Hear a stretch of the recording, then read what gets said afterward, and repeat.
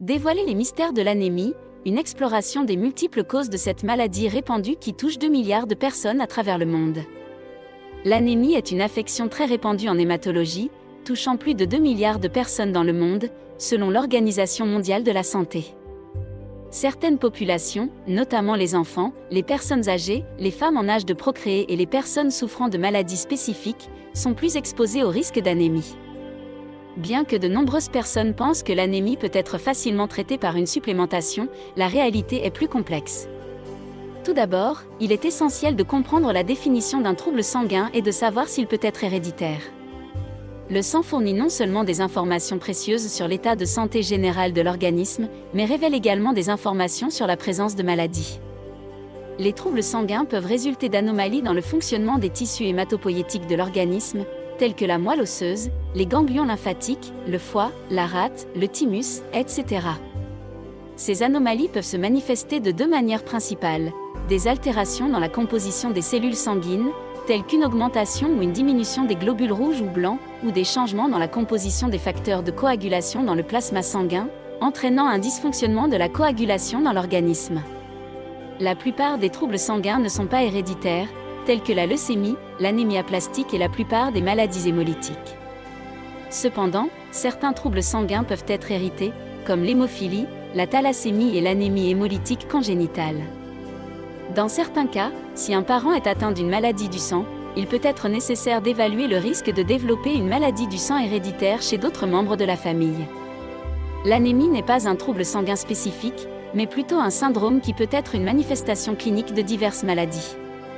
L'anémie peut être classée en 3 catégories en fonction de son étiologie: l'anémie secondaire à une hématopoïèse anormale, telle que celle causée par une leucémie ou un lymphome, l'anémie causée par des carences nutritionnelles, telles que l'anémie ferriprive ou l'anémie mégaloblastique due à une carence en acide folique ou en vitamine B12, et l'anémie causée par d'autres maladies, telles que les maladies rénales chroniques.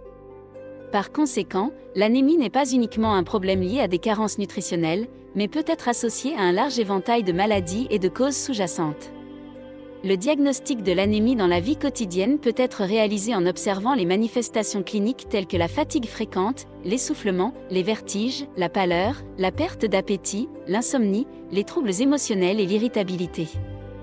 La confirmation peut être obtenue par des analyses sanguines de routine qui mesurent la concentration d'hémoglobine, la numération des globules rouges et le volume des globules rouges, lesquels sont des indicateurs importants pour déterminer la présence ou l'absence d'anémie. Les critères de diagnostic de l'anémie varient en fonction de l'âge. Pour les jeunes adultes vivant au niveau de la mer, la concentration d'hémoglobine doit être supérieure à 120 g par litre pour les hommes, 110 g par litre pour les femmes et 100 g par litre pour les femmes enceintes. Le niveau physiologique de concentration d'hémoglobine pour les personnes âgées de plus de 70 ans peut être d'environ 100 g par litre, tandis que pour les enfants, il est généralement d'environ 130 g par litre, et pour les nourrissons et les enfants de moins d'1 an, il est d'environ 140 g par litre.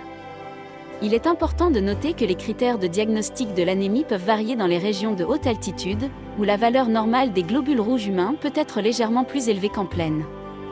Le traitement de l'anémie dépend de sa cause sous-jacente. Dans le cas d'une anémie secondaire à une hématopoïèse anormale, le traitement vise à traiter la cause primaire, telle que la chimiothérapie, la radiothérapie, l'immunothérapie, etc. Les carences nutritionnelles à l'origine de l'anémie peuvent nécessiter une supplémentation en nutriments déficients, tels que le fer par voie orale, l'acide folique, la vitamine B12, etc. Le traitement de l'anémie héréditaire varie en fonction du type spécifique de la maladie. Par exemple, la thalassémie peut nécessiter une transfusion sanguine et un traitement splénique, tandis que l'hémophilie peut nécessiter une thérapie de remplacement avec des facteurs de coagulation. L'anémie causée par d'autres maladies, comme l'insuffisance rénale chronique, peut nécessiter le traitement de la maladie sous-jacente et la gestion des symptômes associés. Dans certains cas, des changements de mode de vie peuvent également être recommandés pour gérer l'anémie.